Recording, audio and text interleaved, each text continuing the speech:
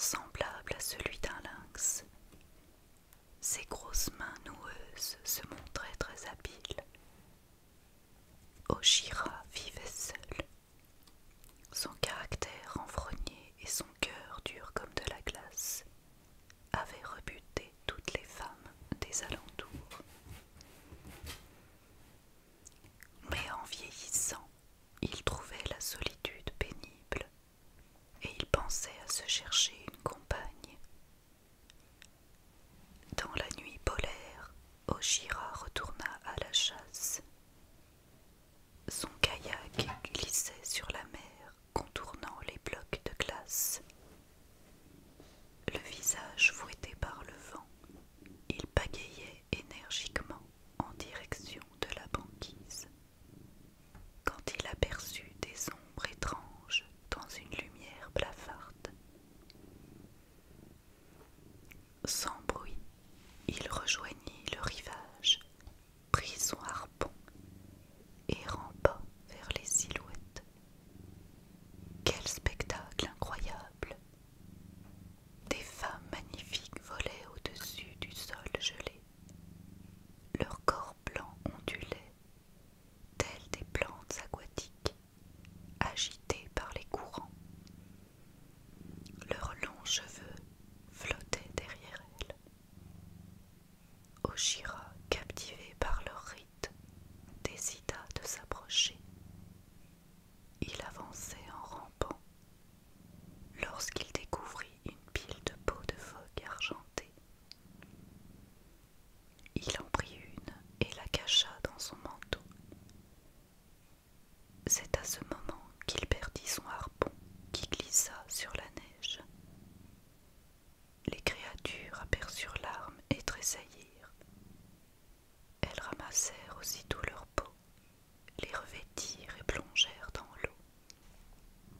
Des femmes phoques, bredouilla Oshira, le souffle coupé. Les anciens racontaient que certaines nuits, les phoques se transformaient en femmes.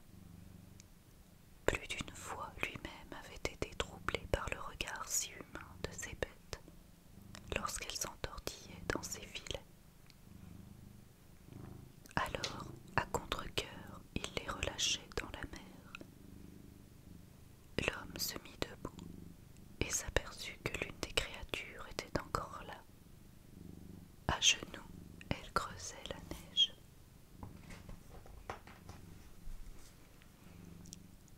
Femme, c'est ça que tu cherches, cria Oshira en sortant son butin de sa pelisse. Oui, rends-le-moi, je t'en supplie. Reste avec moi et sois mon épouse, dit-il, attiré par sa beauté irréelle. Je ne suis pas une humaine, je vis dans les profondeurs de l'océan, répondit-elle. C'est impossible. Par pitié, donne-moi la peau. Tu l'auras dans 7 ans si tu deviens ma femme, proposa-t-il, le cœur battant.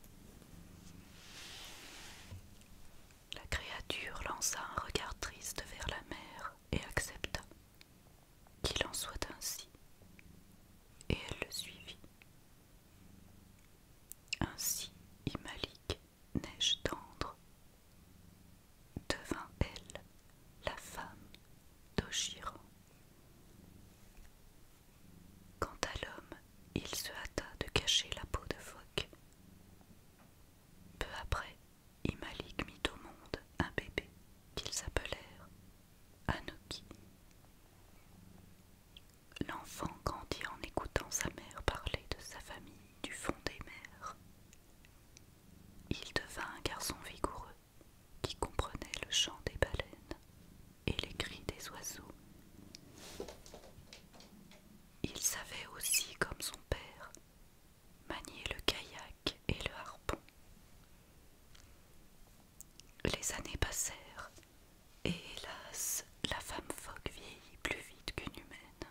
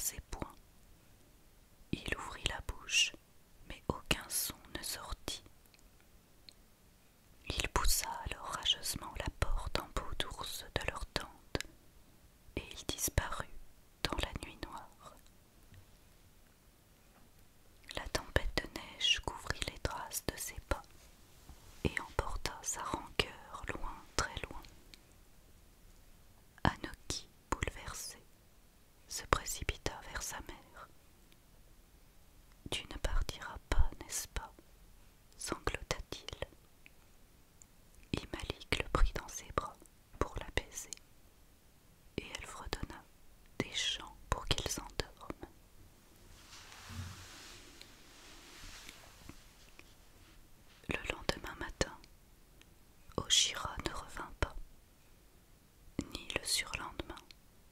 On ne le revit plus jamais. Tôt le matin, Imalik dormait encore quand son fils se leva.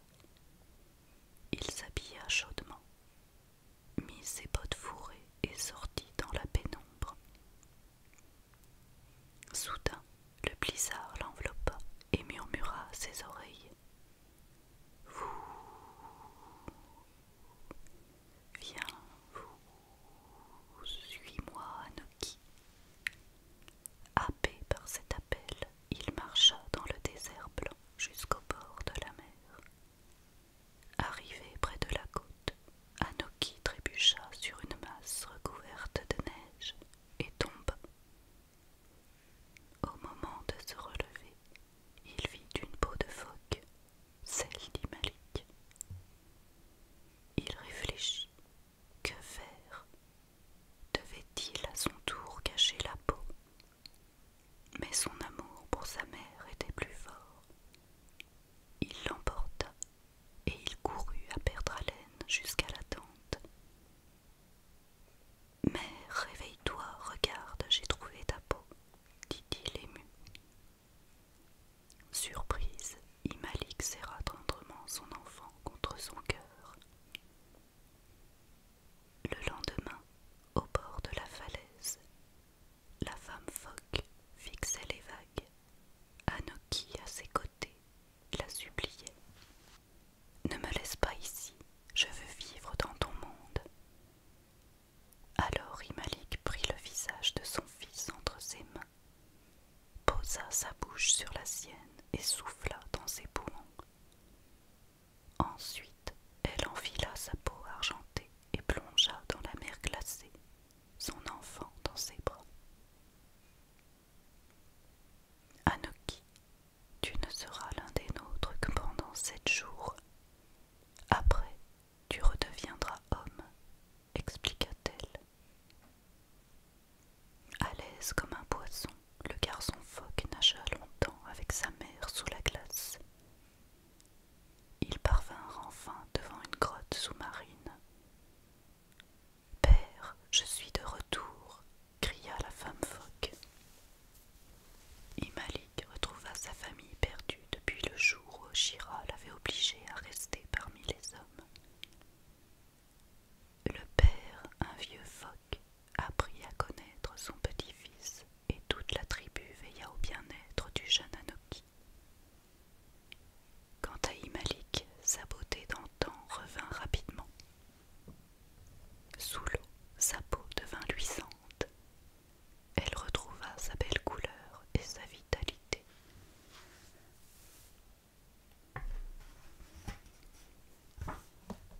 Le 7e jour, Imalik accompagna son fils jusqu'à la côte. Dès qu'il posa le pied sur le rivage enneigé, le jeune garçon perdit toutes ses aptitudes de phoque. Il se tourna alors vers sa mère, les larmes coulaient sur son visage. « Ne pleure pas, Anoki. Ici tu es chez toi, lui dit la femme phoque. Tu es aussi bon chasseur que ton père. Pars vivre avec les humains et sois heureux. Tu seras loin de moi, gémit-il. Non, je serai toujours là, et chaque fois que tu auras besoin de moi, chuchote mon nom dans le vent. Je te retrouverai où que tu sois. Elle frotta délicatement son nez contre celui de son garçon, afin que son âme continue de vivre en lui, et elle plongea dans les vagues. Le temps passa. Anoki grandit parmi les hommes. Mais un jour, il repartit vers la mer. Là,